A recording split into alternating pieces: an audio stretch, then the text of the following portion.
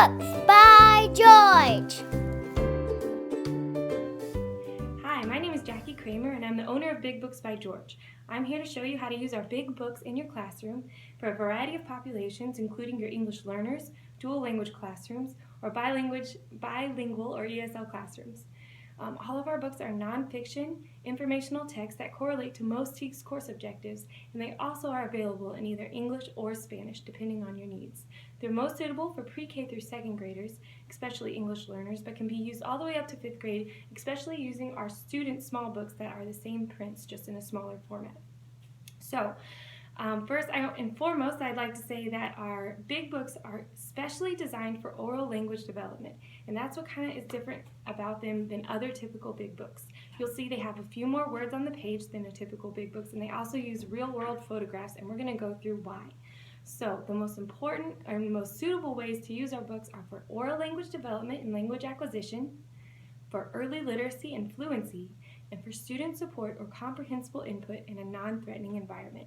I'll go through each of those and to see how to use them and how to use our supplemental materials on top of our big books when you're utilizing them in the classroom. So I've chosen a science big book for us today. It's called Tiny Acorns, Majestic Oaks. You can see the Spanish version up here. And it's in our Science Deluxe set and also sold separately as just a normal big book. And it correlates to the life cycle for TEKS. And so first let's talk about how it fits in and is utilized for oral language development and language acquisition. First of all, every single page of our book can stand alone as its own lesson or chapter, or it can be part of the longer story. Every single page has a question embedded in it on the left-hand side, which provides numerous opportunities for prompts in your shared reading. It says, listen to the title of this book. What do you think a tiny acorn has to do with a big oak tree? Already we're providing context clues for what this story might be about and what this information might be leading us to. So let's go ahead and go to the first chapter. And I want you to keep in mind 4 things for language acquisition and oral language development with our big books, and that is to question or infer, to clarify, and then we're going to question again, and then we're going to summarize. So we have the life cycle. First, we're going to look at the picture, and we're going to read the question, and we're going to infer what this might be about or what we're going to learn. It says, how old would you guess this tree is and why? Now, your students can look at the picture, and they're going to wonder, why are we talking about how old a tree is? Not how a tree looks or what it grows, it's how old. So we're already pointing them to the context clue that we're talking about something other than just a tree. And in this way, we have inferred. Now we are going to clarify. Every living thing has a life cycle, including you. First, you were born. You learn to sit and then to walk. You are changing every day. One day you will be a grown-up. A tree has a life cycle too. Where does it start? Okay, so now we're learning about the fact that a tree grows and it's been compared to a human.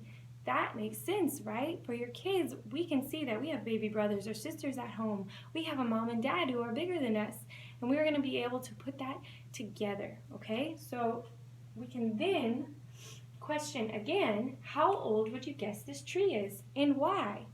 Okay, we're going to look at this picture again.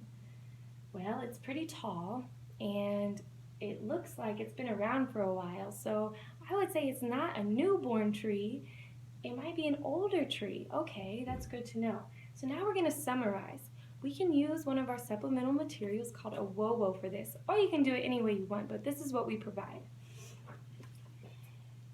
It's a white or clear transparency sheet, and this white one is laminated, where we can go ahead and draw on it and wipe it off again and apply it to our WOWOs with clips that we provide with our big books. So I'm going to go ahead and clip on our white one this time.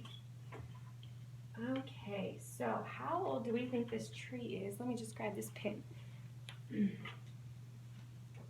Well, we talked about human beings and we talked about trees. So what do we know about human beings? Let's see. Let's write humans here. And let's write trees over here. Okay, humans start as, what did we call them? Babies. And babies learn to sit or crawl. Now what are trees called when they're little?